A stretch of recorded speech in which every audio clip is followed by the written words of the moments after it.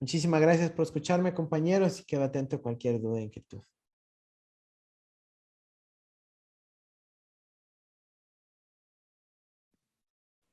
Muchísimas gracias. Entonces vamos a dar el paso a las preguntas, don Ángel.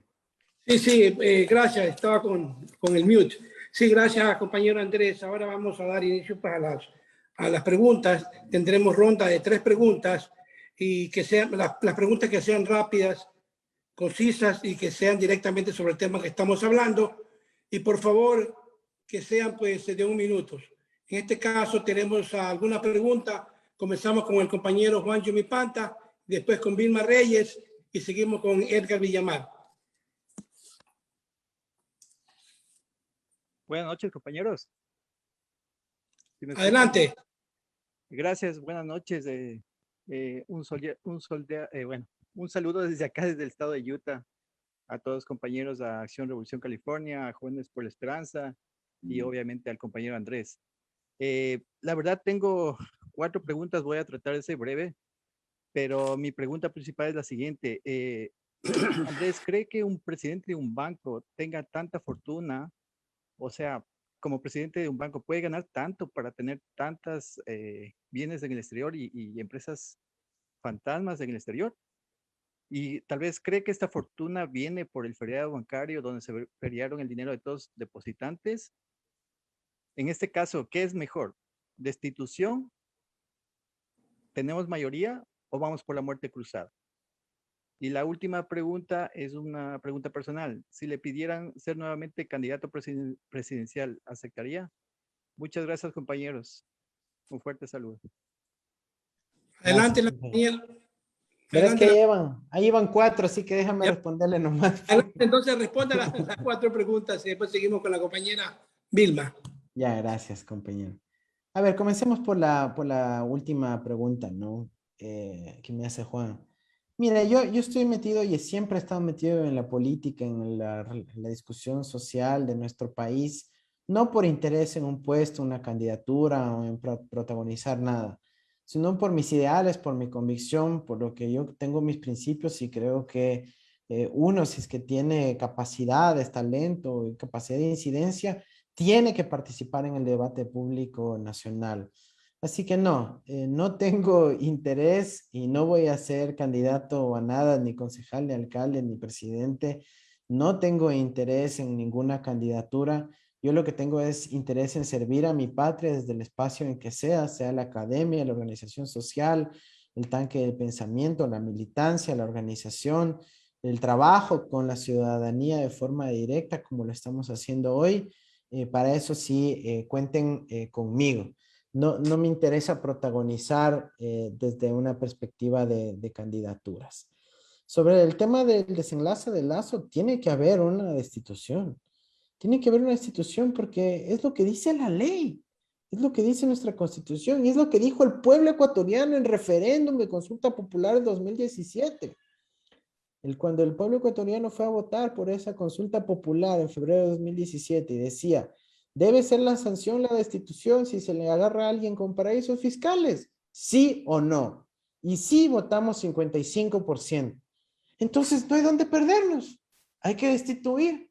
Ahora, ¿cuál es el camino que se debe adoptar para la destitución?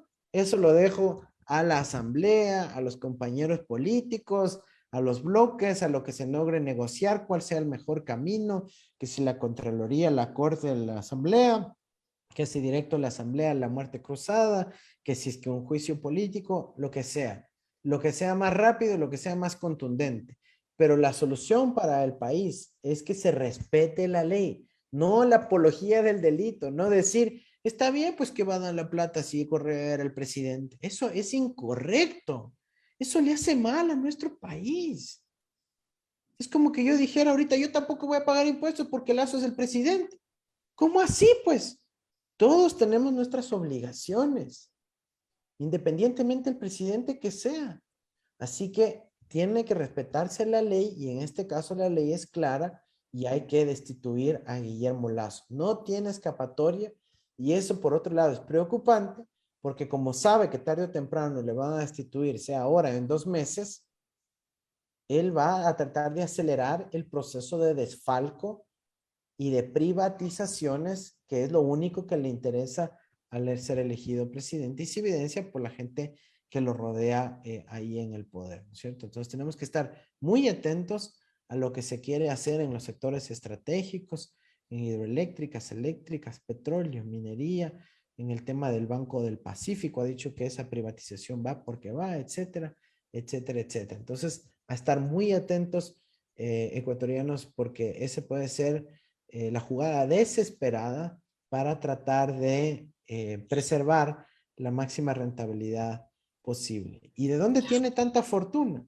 Pues Guillermo Lazo, en efecto, fue uno de los protagonistas del feriado bancario, pero incluso antes de eso, en la crisis de la sucretización, en el crédito al Banco Continental, luego con su rol como superministro de Yamil Mawad, luego cuando estuvo de embajador de Lucio Gutiérrez, luego cuando estuvo de presidente de la Fundación Terminal Terrestre de Guayaquil. A veces la gente piensa que él solo ha sido banquero, ¿no? Él ha sido funcionario público durante 17 años. Durante los 90 y durante los años 2000, antes de la Revolución Ciudadana, Guillermo Lazo fue funcionario público de varios presidentes. En el gobierno de Sixto, en el gobierno de Maguad, en el gobierno de Gustavo Noboa, en el gobierno de Lucio y en la alcaldía de Jaime Nebot. Por favor. Así que no es que toda su plata es por ser buen empresario. Hay que investigar cuál es la relación de su rol como funcionario público mientras tenía todos esos activos en paraísos fiscales, ¿no? Así que con eso respondo las preguntas del compañero. Sí, ahora pasemos con la compañera Marta y después con el compañero de Quito, Fernando Tuaquiza.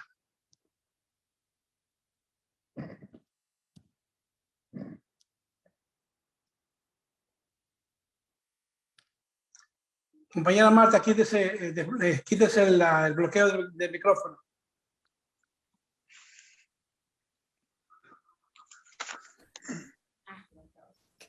Usted lo tiene que hacer, compañera. Sigamos con el compañero Edgar y después Fernando.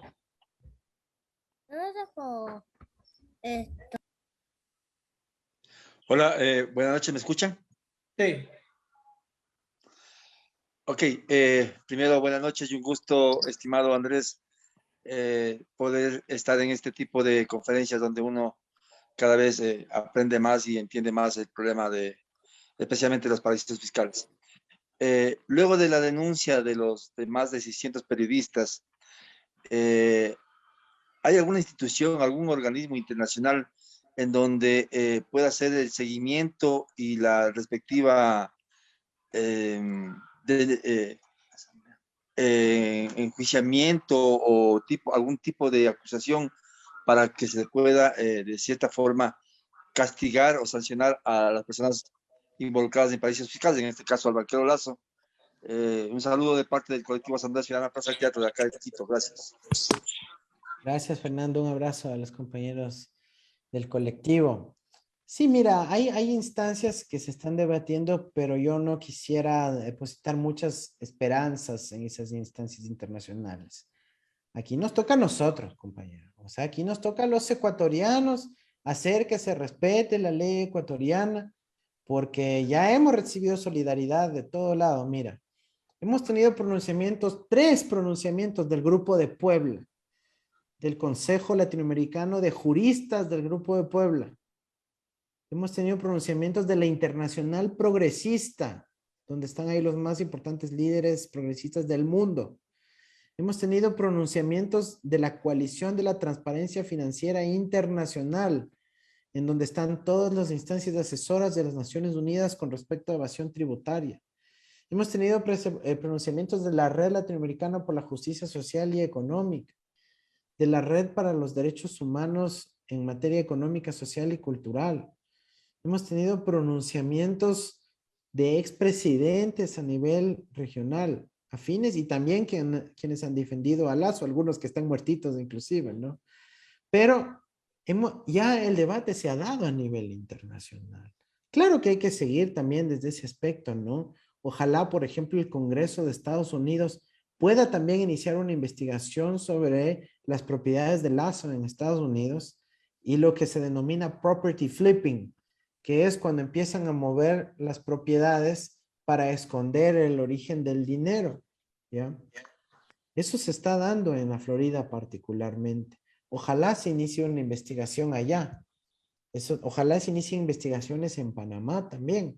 Pero donde más tienen que investigarse y tiene que haber la acción popular, revolucionaria, consistente, permanente, organizada y movilizada, es en el Ecuador. Porque la ley de paraísos fiscales es del Ecuador. Otros países no tienen esa prohibición. Nosotros tenemos que actuar con contundencia para que eso no ocurra. Hay que exigir a la superintendencia, a la fiscalía, a la unidad antilavado, al SRI, a la Contraloría General del Estado, a la Asamblea Nacional en sus distintas comisiones, a todo el mundo que actúen. Y nosotros también, desde la calle, desde la movilización social, a actuar con contundencia. El movimiento tiene que estar empoderado. Todo el mundo en el movimiento tiene que saber esto. Ojalá esta charla pueda multiplicarse por 100, por 200, y todos entiendan lo que estamos hablando y se generen acciones populares masivas ante la Contraloría, el SRI, la Superintendencia. Hay que pedir que se investigue. Ya hemos visto cuántos delitos: defraudación tributaria, apología de la evasión tributaria, que es otro delito, ocultamiento, ¿no es cierto?, en la declaración juramentada, eso se llama perjurio. Estamos viendo que compraron un yate sin pagar el impuesto a la salida de divisas. Eso también es evasión tributaria. En fin, hay suficientes razones para que todas las entidades del Estado se involucren e investiguen. Así que la principal tarea es cómo actuamos nosotros, aunque sea mandando una cartita como ciudadanos, y luego la movilización y el respaldo social en la calle para que las autoridades tengan que cumplir su rol constitucional. La lucha institucional acompañada por movilización social sí tiene impactos, sí tiene efectos, pero no podemos simplemente esperar que ojalá un organismo internacional nos dé una mano. Aquí nosotros tenemos que hacer que esto ocurra. Sí, compañeros, a movilizar, de mandar esas cartitas y hacernos presentes por todos lados. Adelante, Edgar, y después Rosy Esther. Buenas noches con todos. Bueno, tengo dos preguntas rapiditas. Buenas noches, Andrés. En base a lo que nos ha explicado, es evidente que Lazo creó diseñó algo muy sofisticado para sacar los dineros a paraísos fiscales. Y también, ¿qué posibilidades hay de que este mismo sistema sofisticado de Lazo sea usado por los socios de Guillermo Lazo, aquellos que están interesados en las concesiones? Porque ellos son los directos beneficiarios al contratar con el Estado y al estafar el Estado. Ese dinero lo tienen que esconder de alguna manera. Yo veo que pues es una forma muy fácil para que ellos lo logren eso. Es la pregunta una. Y la otra, que es referente también a lo que preguntó el compañero Fernando. Hay tres posibilidades de quitarle a un gobernante en Ecuador: la revocatoria, la destitución y la constituyente. La revocatoria de Lazo no creo que sea posible porque necesitamos, bueno, ya lo intentamos con Lenín Moreno y necesitamos la aprobación del CNE, algo que no se consiguió. Lo veo muy difícil. Y la destitución de los asambleístas que están alineados a Lazo porque ya no nos representan, no sé qué tan posible sea eso, aunque sean 10, 20, 18, ayudaría a equilibrar las fuerzas en la asamblea.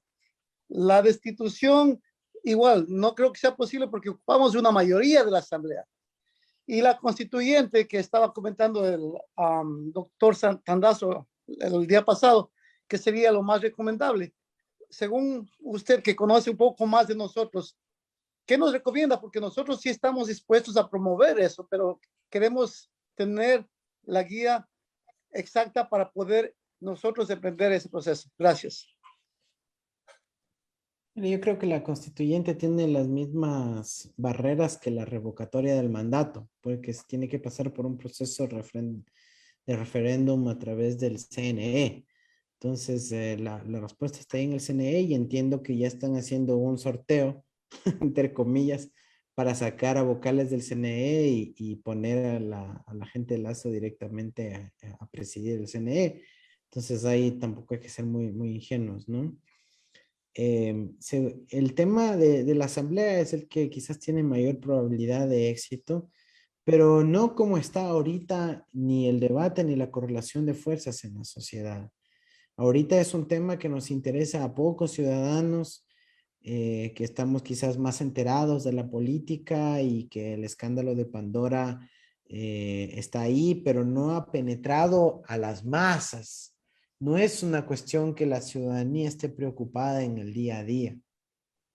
Por el cerco mediático, los medios de comunicación que han blindado a Lazo de este asunto, incluso lo han exculpado ya anticipadamente, es muy difícil de superarlo. Pero yo creo que si es que hay actuación política estratégica por parte de la Asamblea, ¿no es cierto? Por parte de quienes tienen que cumplir el objetivo de que el referéndum del 2017 se aplique, en donde se incluye la destitución como sanción, sí lo pueden lograr. Porque esto que les he explicado yo no se está haciendo de forma general, salvo uno, dos, tres asambleístas que se han empoderado del asunto y lo vienen repitiendo con cuidado. Pero esto tiene que convertirse en un fenómeno masivo.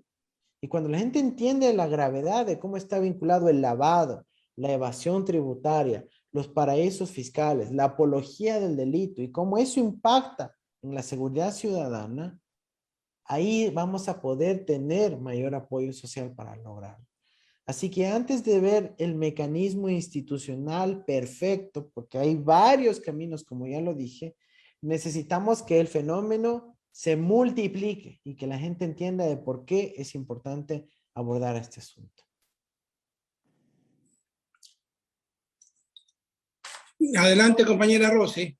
Compañera Rosy Esther, desde la Florida. Buenas noches, compañero Arauz. Alegría en escucharlo. Buenas noches a los compañeros. Dos preguntitas. La una es, compañero Arauz, que nos especifique bien lo que es conmoción y lo que se podría lograr por conmoción. La número dos es, y eso es más bien relacionado con usted y el compañero Correa. A la par que surge el problema de Pandora, inmediatamente y por sorpresa, Estados Unidos extradita al señor Alex Saab. ¿Cuál es la relación del señor Alex Saab? Que el señor Villavicencio, ¿verdad? El asambleísta Villavicencio, el presidente de la Comisión de Fiscalización, trata de involucrarlo a usted, al compañero Correa, con el asunto Sucre, y si eso tiene que ver con Seguro Sucre. Gracias, compañero.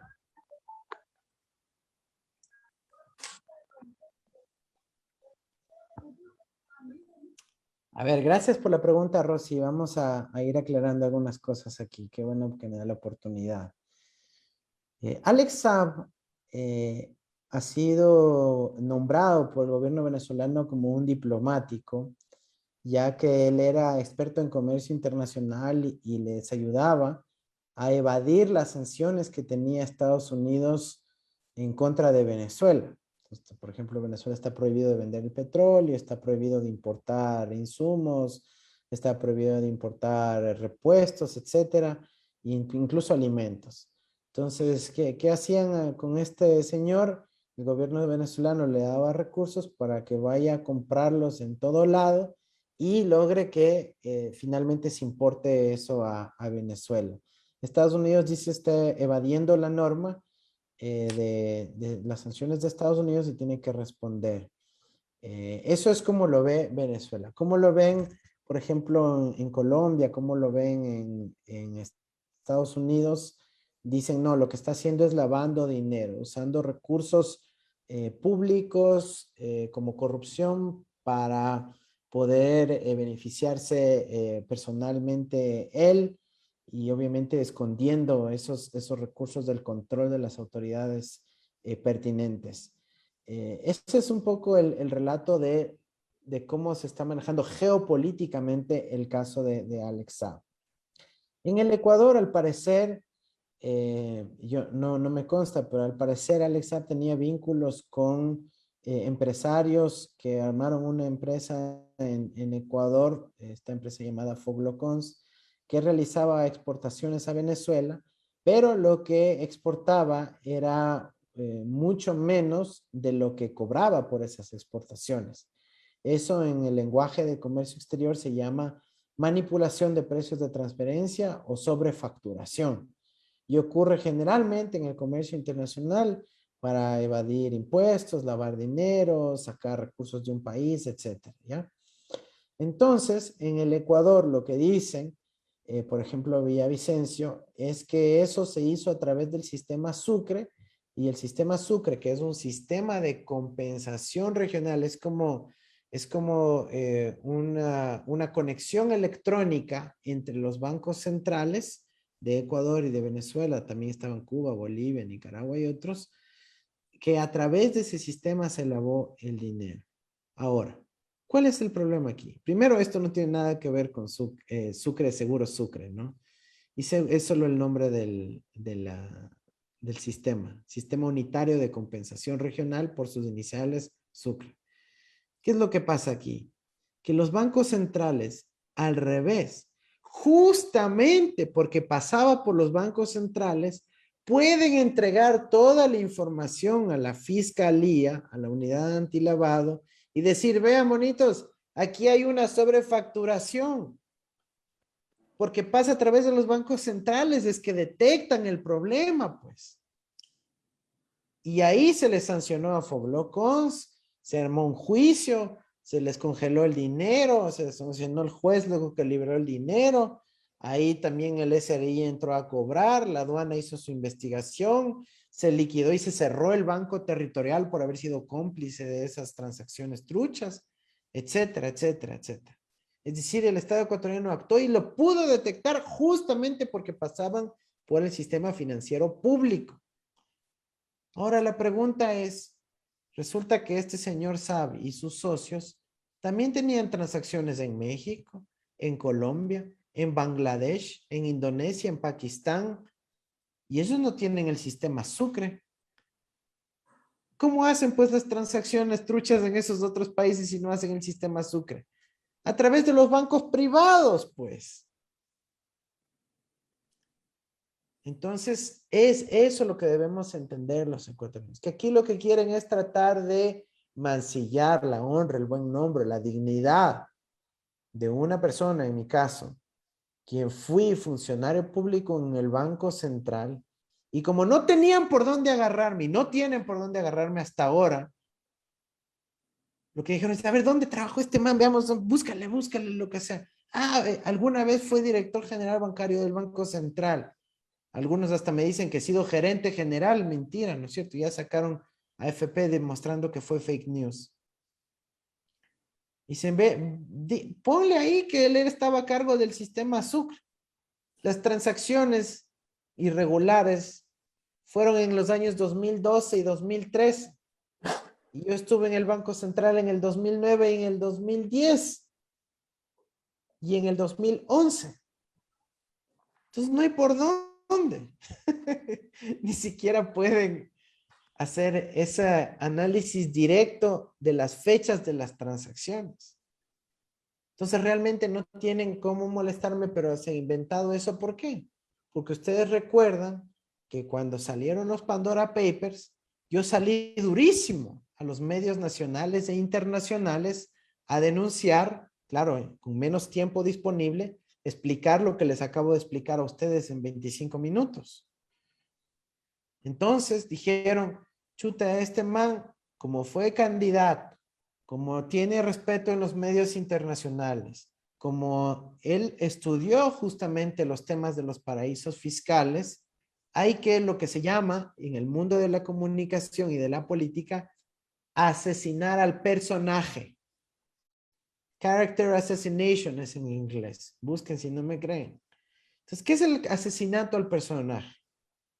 Para que no tenga credibilidad el mensaje, tienen que destruir la reputación del mensajero. Entonces, ya no importa lo que diga, sino quién lo diga.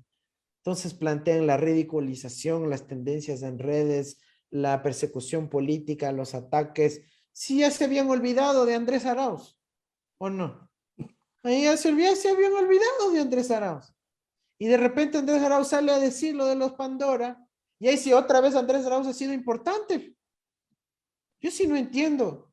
Porque hace un año me decían el perfecto desconocido. Y ahora resulta que yo he sido el gran protagonista de todas las operaciones raras. No cuadra. Por un lado dicen que nunca trabajé en el Banco Central. Ahora dicen que yo era el genio y el capo y el mandamás del Banco Central. No cuadra, pues. ¿Qué mismo? Entonces, tenemos que tener mucha claridad de lo que están haciendo, que es intentar hacer asesinato al personaje para que no tenga credibilidad lo que yo les estoy explicando de forma técnica, de forma responsable, analizando los textos de las leyes, analizando las estructuras estatutarias de la fundación, las prácticas de Banisi, etcétera, etcétera, etcétera, y las leyes del Ecuador. Entonces, bueno, Villavicencio y sus compinches pueden seguir diciendo lo que quieran, tienen libertad de expresión, pero la libertad de expresión tiene su límite. Y es cuando se levantan calumnias, injurias, acusaciones infundadas y se afecta el honor y la dignidad de las personas, que también es un derecho humano. Así que oportunamente responderé como me corresponde en el marco del derecho ecuatoriano e internacional. Pero ahorita la prioridad es seguir revelando las propiedades offshore de Guillermo Lasso y su consecuente destitución. Sí, vamos a dar paso a las últimas 5 preguntas. Espero que todavía tenga tiempo nuestro compañero Andrés. Entonces vamos con a Marco Feijó, Washington Orejuela y Nelson Guerrero. Que sean cortitas y precisas las preguntas, por favor.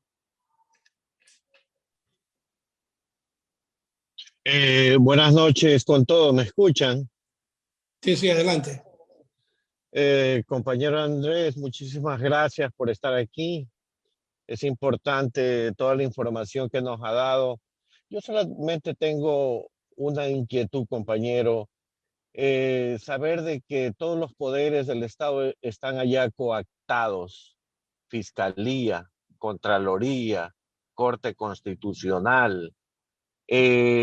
La Asamblea, tenemos algo parcialmente, porque con la Asamblea no se puede esperar absolutamente nada. Lo único que queda son las movilizaciones. ¿Y cómo despertar a más de 4 millones de personas que votaron prácticamente por usted?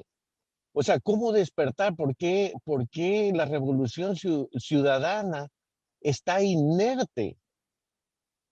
¿Por qué? ¿Qué es lo que está pasando con la revolución ciudadana? ¿Por qué no sale a manifestarse si nosotros tenemos la verdad en las manos? ¿Qué pasa con eso? Como usted dice, son pocos los asambleístas que se han apoderado de sacar a la luz pública lo de los Pandora Papers, y el resto están callados prácticamente.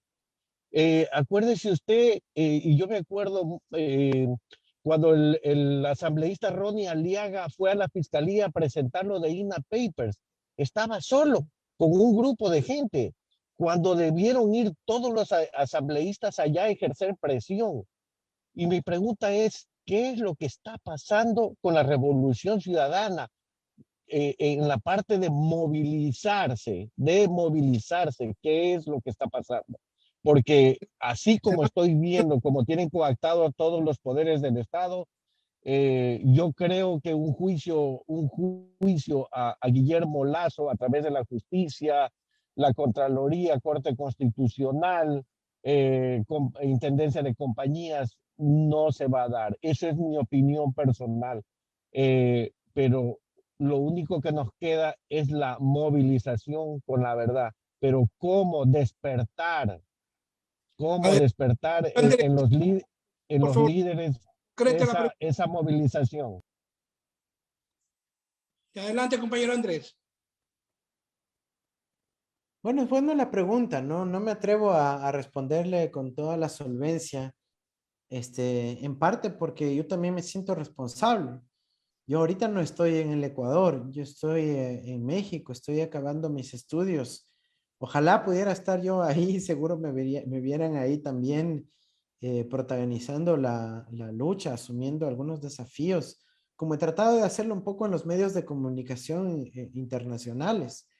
Pero definitivamente el reto está ahí y yo creo que si vamos a esperar que algún iluminado, que la respuesta venga de alguien más, eso no va a ocurrir.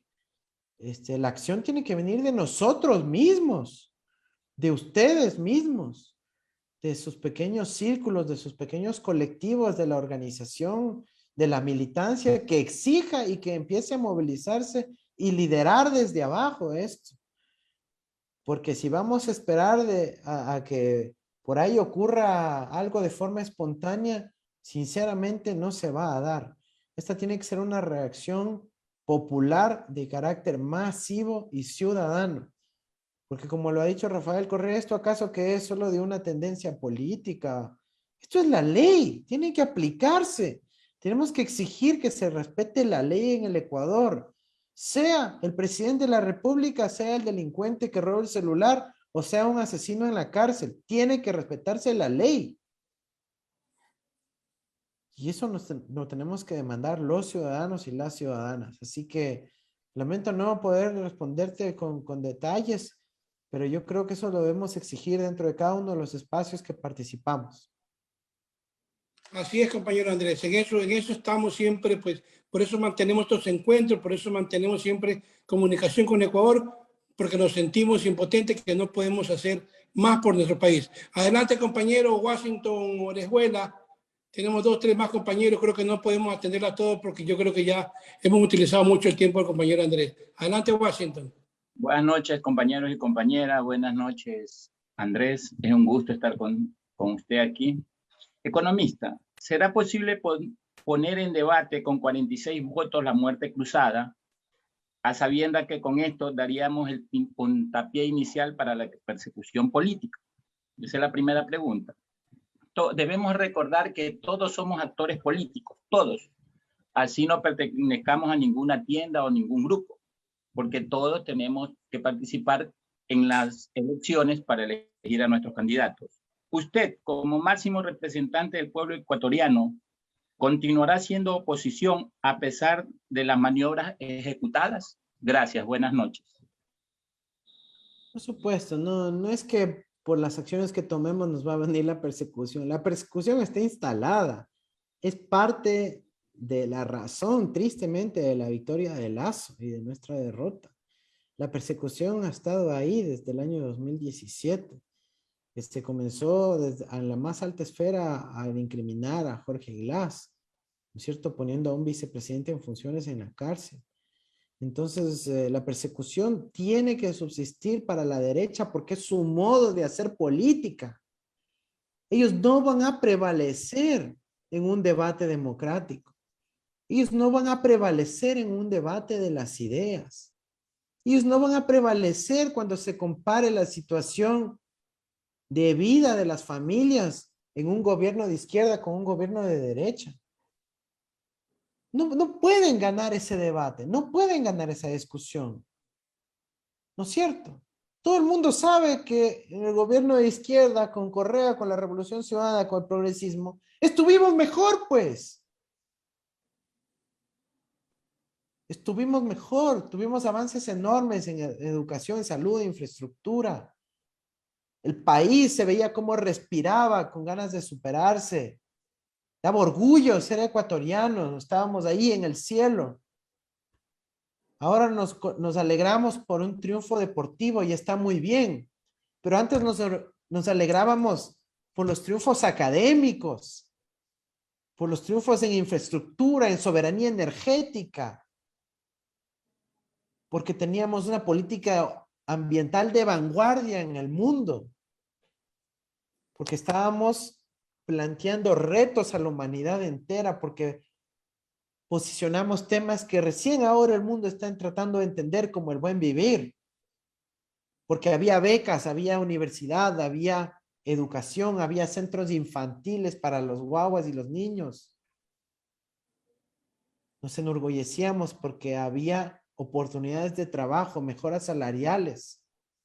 Es imposible que la derecha gane el debate sobre la concreción material, espiritual, ideológica.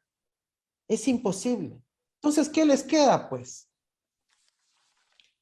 La demonización. Demon, el diablo. Decir que somos el diablo. Decir que somos corruptos, decir que somos lavadores. Ahora dicen que han sido traficantes.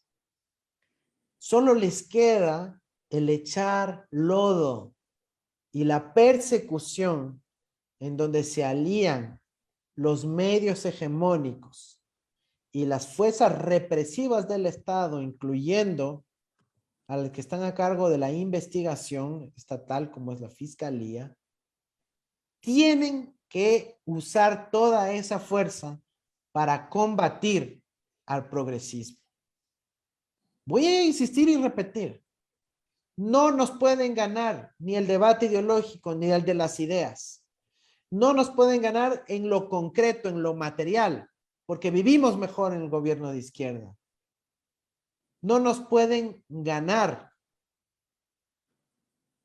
cuando realmente debatamos política pública.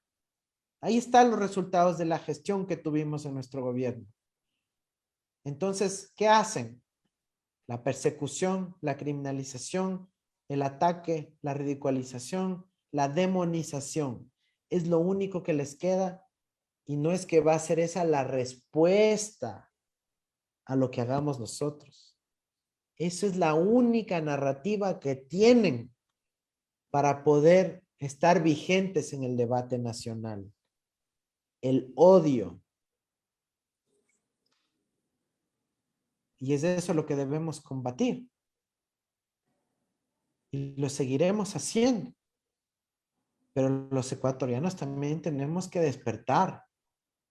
Tenemos que darnos cuenta de que hay una política de asesinato al personaje, a toda una categoría de gente que piensa de forma progresista por el bien común y despertar.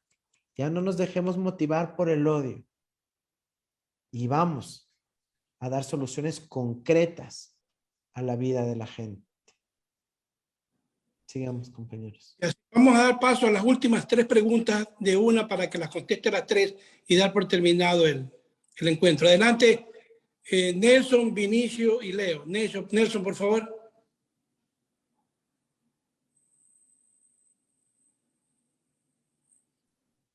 ¿Me escucha? Buenas noches. Sí, adelante. Muy buenas noches. Primeramente, agradeciéndole por permitirme entrelazarme con el economista Andrés Arauz. Realmente es un joven académico y un patriota, así con mayúsculas, un patriota que realmente demostró y aguantó todo y sigo aguantando esa calumnia protagonizada por una mafia política internacional, así de simple, porque realmente esto ya estuvo planificado y estuvo infiltrado en el gobierno del economista Rafael Correa, que es un líder a nivel latinoamericano y a nivel mundial, y somos muy asiduos seguidores a él. Ahora, mis felicitaciones y éxitos a Andrés en su tema de tesis, en su tema académico allá, y que le vaya muy bien.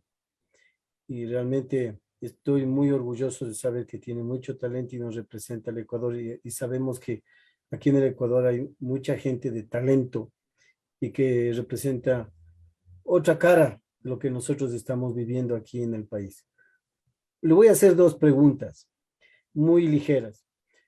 Tengo una pequeña duda desde el campo mío profesional y personal y como patriota aquí también, que soy aquí del país, hombre de izquierda y progresista, es la siguiente. Mire, este señor Lazo, porque vivimos en la era de la estupidez y siempre aparecen idioteces que manifiesta este señor que va a monetizar y va a privatizar el país. Ya le está privatizando todo el país y quiere privatizarlo para unos 40, 50 años. Pero como tiene esos famosos Pandora Paper y tiene su dinero escondido, a lo mejor, ¿sí? Con esos papeles sobrevalorados querrá comprar las empresas y privatizar todo lo que abarca, ¿sí? Sus papeles o sus enlaces de la mafia política y financiera y narcopolítica, porque aquí, de los que conocemos, ¿sí? Información no interna, porque aquí no nos informan en el país, sino a nivel externo, afuera del país, quieren comprarse los papeles, perdón, las empresas con los papeles propios que ellos tienen. O sea, quiere comprarse las empresas como gallina vieja enferma y van a tener nutridas ganancias, y si el país vuelve con la revolución ciudadana, obviamente que caeremos en el CIADI, y además de eso ellos ganarán en los juicios por el CIADI. Entonces es mi primera pregunta, porque las empresas que tienen los papeles, los Pandora Paper, son empresas fantasmas, son empresas de papel, pero ahí le tienen el dinero y van a venir maquillado con otras empresas, ¿sí? A comprarnos a nosotros las hidroeléctricas, NT, los bancos, incluso... Un minuto, por favor, compañero, concrete las preguntas. Ya. Entonces, esa es mi primera pregunta. Y la segunda pregunta es más rapidísima. Andrés, quisiera saber concretamente si es que verdaderamente en el movimiento de Alianza País ya estuvo gente infiltrada del extranjero que manipuló la conciencia del movimiento de Alianza País y le destruyó en el gobierno de Rafael Correa a mitad del año. Y esto fue...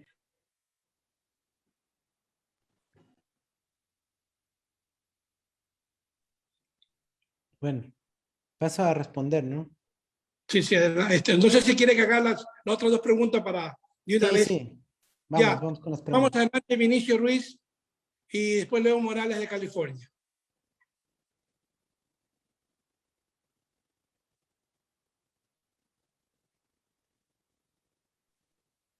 Concrete las preguntas, compañeros, por favor.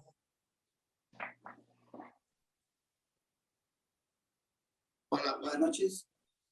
Ok, gracias. Sí, hola, buenas noches, Andrés, y a todos compañeros aquí en Estados Unidos y en Ecuador. Esto me tomará 150 segundos y está calculado.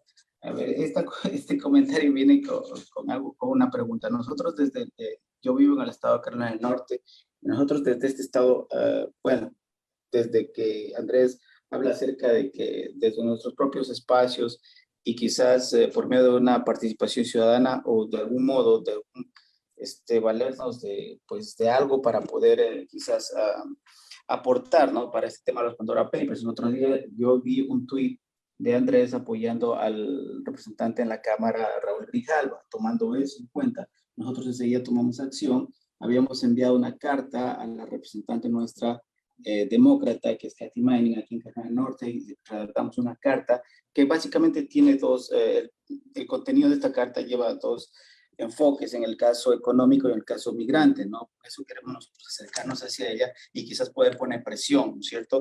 Ya les hemos hecho llegar a Mónica por medio de sus asesores y bueno, ha tomado pues sí tiempo por este tema también de las cárceles. Yo sé que ella también tiene una agenda pues muy apretada.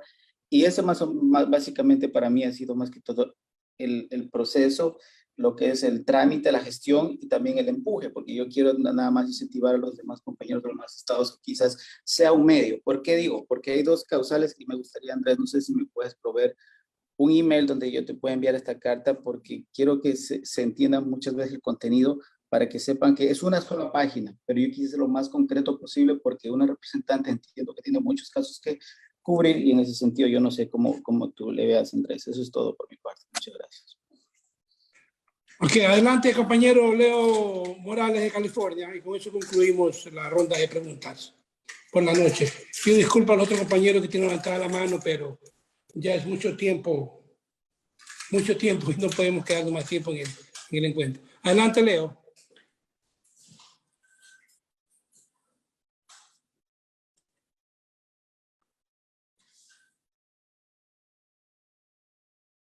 No veo al compañero Leo conectado, entonces yo creo que... Adelante, compañero. Ok, ya está. ¿Aló? Sí, sí. Okay. Me tenían bloqueado el micrófono. Buenas noches, economista Arauz. Compañeros todos, buenas noches también. Durante todo este tiempo se ha venido hablando acerca del problema del presidente Lasso sobre los Pandora Papers. Pero dentro de las denuncias que ha hecho en varias ocasiones la economista Mónica Palacios, nuestra representante, ha dicho de que Bandici Bank servía también como para que se abran otras oportunidades para muchos ecuatorianos poder poner su dinero en paraísos fiscales. La pregunta concreta es, ¿se ha hecho algo por descubrir quiénes son o cuáles son estos personajes que a través de Bandici Bank han sacado dinero del Ecuador para Panamá o para paraísos fiscales? ¿Se podría hacer? ¿Se podría investigar? ¿Cómo está el asunto, economista? Chévere. Bueno, muchas gracias, compañeros, compañeras, por las preguntas. Vamos a responder. Primero esta última de Leo. Sí se puede investigar. Entiendo que hay ya un proceso de investigación en marcha en la Asamblea para ver quién nomás tiene cuentas en Bandici Bank. Esa información la tiene el Estado ecuatoriano. Quizás no toda se vaya a hacer pública, pero sí la de personajes que el país debería conocer, ¿no? Entonces, ojalá avance esa investigación y se encuentre esa información. En segundo lugar, veo ahí una pregunta que decía, ¿cómo se puede embargar las cuentas offshore? Es una muy buena pregunta y es una cuestión muy difícil, pero sí se puede lograr a través de lo que se llama la cooperación penal internacional. Pero eso implica que alguien le ponga denuncia a Lasso en el Ecuador primero. Y adivinen el único que le ha puesto una denuncia penal a Lasso, el Yacu Pérez. Entonces yo sí esperaría que pronto, digamos, nuestros compañeros que están ahí también metan denuncias penales a Lasso, ¿no? Porque hay varios delitos que se han cometido y están adecuadamente sustentados como para meter las denuncias penales y lograr el embargo de esas cuentas en el exterior.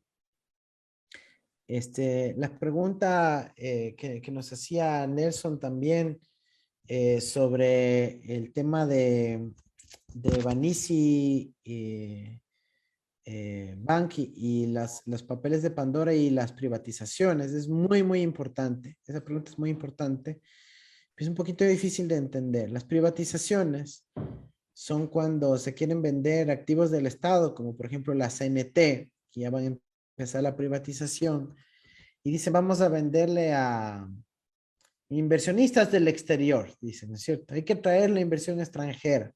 Entonces nosotros cuando pensamos inversión extranjera, nos imaginamos por ahí alguna empresa famosa, ¿no?